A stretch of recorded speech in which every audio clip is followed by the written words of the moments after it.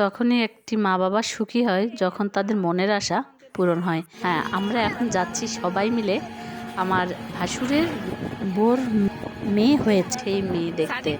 আমি, আমার ছেলে, আমার 2 মেয়ে 3 মেয়ে, তারপর আমার স্বামী, সবাই মিলে আমরা আমাদের গ্রামের বাড়ি পাশের গ্রামেই আমার ভাসুরের মানে নানা শ্বশুর বাড়ি, ওটা তার নানা শ্বশুর বাড়ি, মামাতো ভাসুর, তার 3 ছেলের পরে মেয়ে হয়েছে। সে এখন মহা খুশি, মহা খুশির পরেও মহা খুশি। সেজন্য সে আমাদের সবাইকে দাওয়াত দিয়ে ভালো মন্দ খাওয়াবে, তার মেয়ে হয়েছে সেই উদ্দেশ্যে, সেই খুশিতে আমরা চলে এসেছি তাদের বাড়ি। আমরা এই দেখেন তাদের বাসা, মানে তাদের গ্রামের বাড়ি, আমরা সেই গ্রামের বাড়ি চলে এসেছি। আসার সাথে সাথেই দেখেন আমার ছেলে চলে গেছে ওই দোলনা খেতে।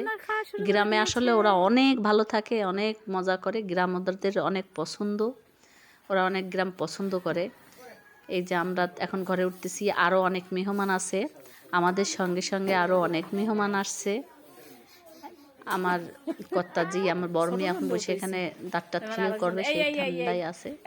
এই হচ্ছে আমার সেই ভাসুরের সেজো ছেলে, মানে মেয়ের আগের জন। আর হচ্ছে ওই বড় ছেলে।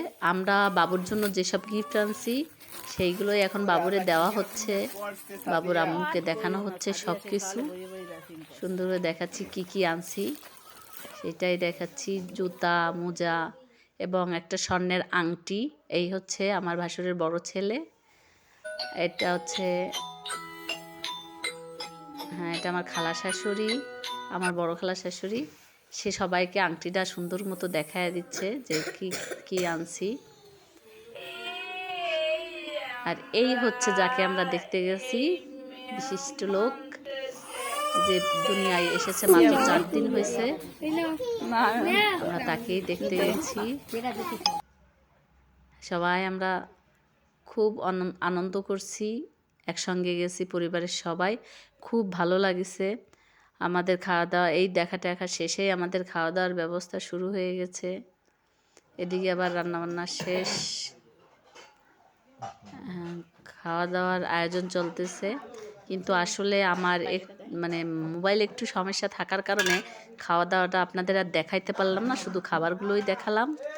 আমার জন্য সবাই দোয়া করবেন, আপনারা সবাই ভালো থাকবেন।